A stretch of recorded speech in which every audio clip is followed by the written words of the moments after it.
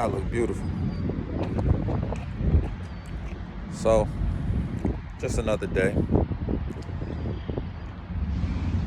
These trucks, just never know. I get all the way to Indianapolis and my tandems won't slide. And I can't drop the load unless my tandem slide. So, I was out here beating on this thing for about an hour and a half. Won't move. So, had to call roadside. Hopefully he can get him to slide. It's not my trailer, so got it from when you do intermodal, you get them from the rail yard. Sometimes these things are fucking old and rusted and all type of stuff, man. So, but I will say he got here fairly quick, way quicker than what I thought. Sometimes these people can take 8 hours, so he's about 40 minutes. But he's doing his thing, so we're gonna see. And so for those of you who may be trying to get into trucking or interested in trucking and you don't know what the tandem sliding means, it means I gotta get my trailer tires to move all the way to the back so that when I back into a dock, that it's more weight to be supported for the forklift to go in and out. So you gotta get them. When you pull this out, those pins are supposed to go in, and then they'll slide all the way back.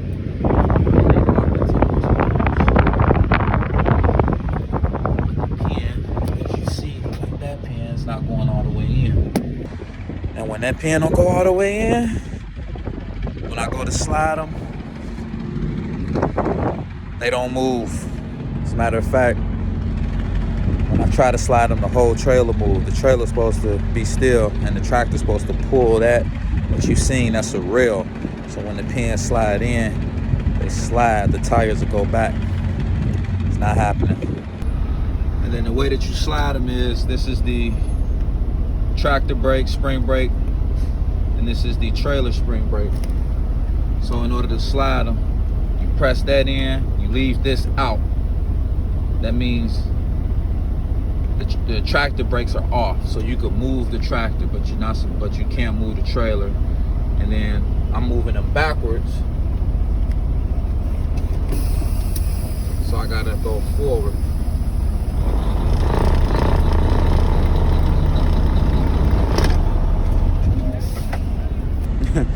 So we tried it. He just asked me, did I have the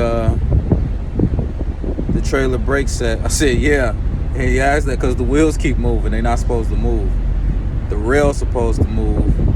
And the tires move when the rail moves, but the trailer is not supposed to move. But the trailer's moving. And that's a problem because now,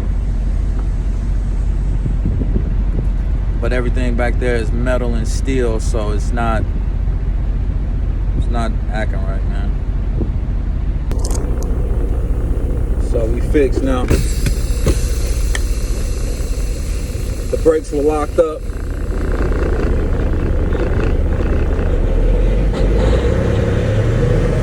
So the brakes was locked up, so they wouldn't release. But he got me right though, so I'm gonna drop this load and pick up my next load and head back to the crib. But of course now it's a long ass line. Crazy. So I wanna talk about something, man. We live in a day and age where it's like everybody wanna be the boss, or everybody wanna be a boss. And that's cool to be a boss, but you gotta know what you're getting yourself into.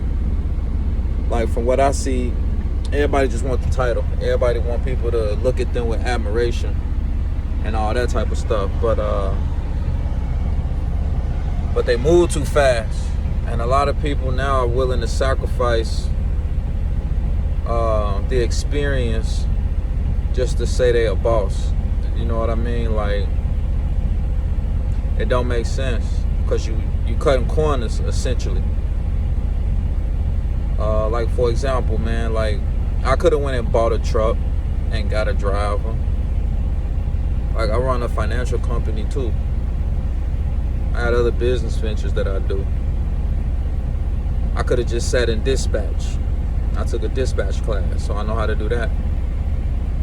But without actually getting in the truck,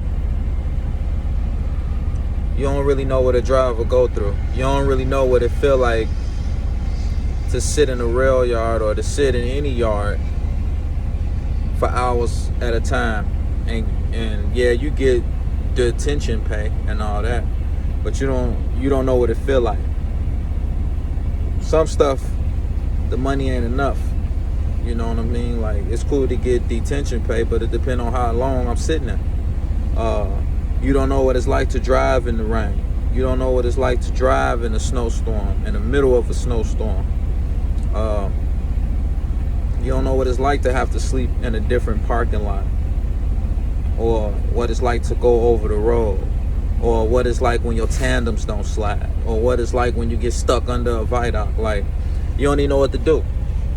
Who do you call? But somebody who has experience with driving will know those things. So always remember, man, like, it's cool to be the boss, but you got to know what come with it. If you never drove a truck, you don't have a CDL, you buy a truck and you hire a driver, and your driver leave your truck across town, you can't even go get your truck. You got to find somebody who's willing to drive your truck, which means you got to pay. So just remember, man, like, some of the best bosses were workers.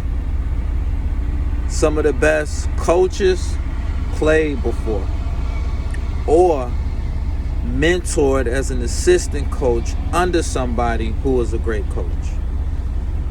Or maybe not so great, because you can learn from people's mistakes. But you gotta know what it feel like. I got friends and stuff like that, and people who just went and invested in trucks, and it is a good investment. I'm not saying don't invest, but at least drive for a little while. That's what made me do it. I don't want to invest in a business that I don't completely know about. I want to experience every level of the business before I get to the top. A lot of y'all just want to take the elevator to the top. And you can, in some instances, do that, but is it the right thing? You can't even tell me where the reefer is, how to fill up the reefer. And, you know, we live in a day and age where information is just, you can get it fast, but that don't always make it good.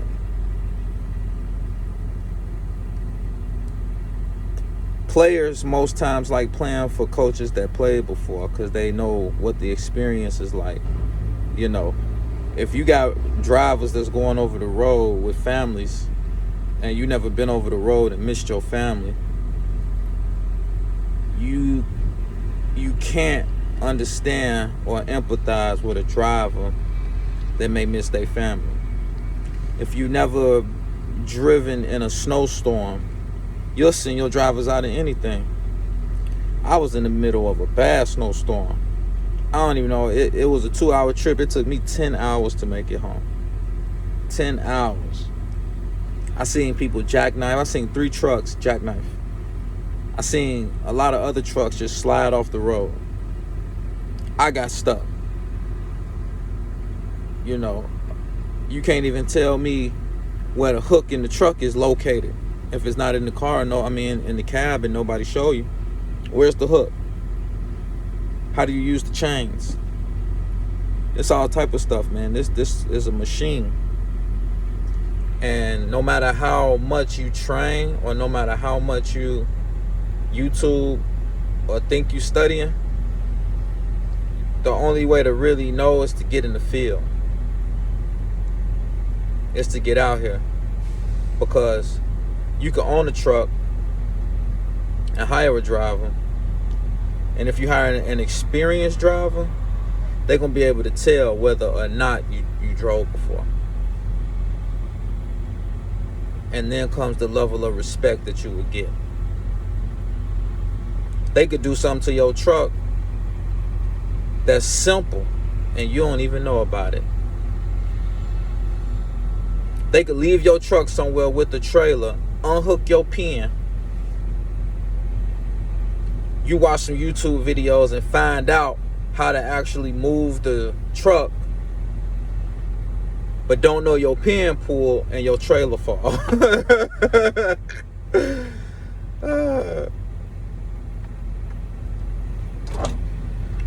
That's stuff you gotta know, man. So I say that to say, man, everything not to be rushed. My thing is, I'll take a year or two to actually drive. I've been over the road before. I didn't like it. Some people love it. It wasn't for me. So now I'm more regional and intermodal.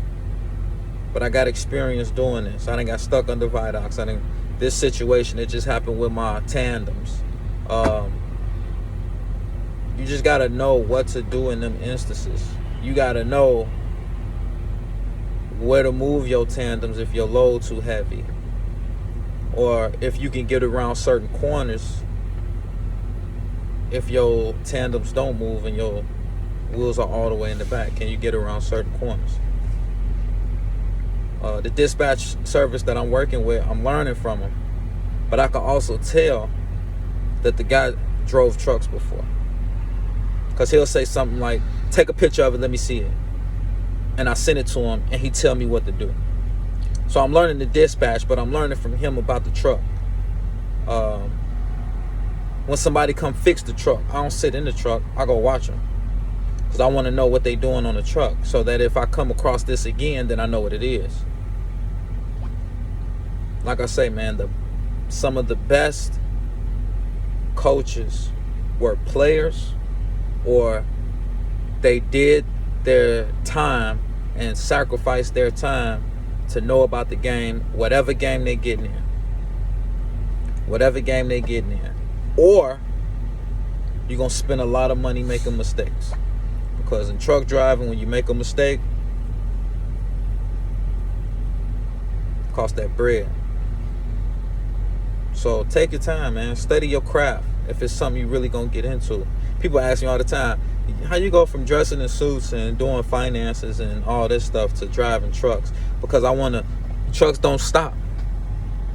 And I want to invest in something that don't stop. So yeah, a lot of people not going to do what I'm doing. They're not going to jump in that truck and actually hit that road and drive. But see, that's what make me different. I'm going to get in the field. I want to see what it's like. I want to feel what it's like. So you can't tell me nothing.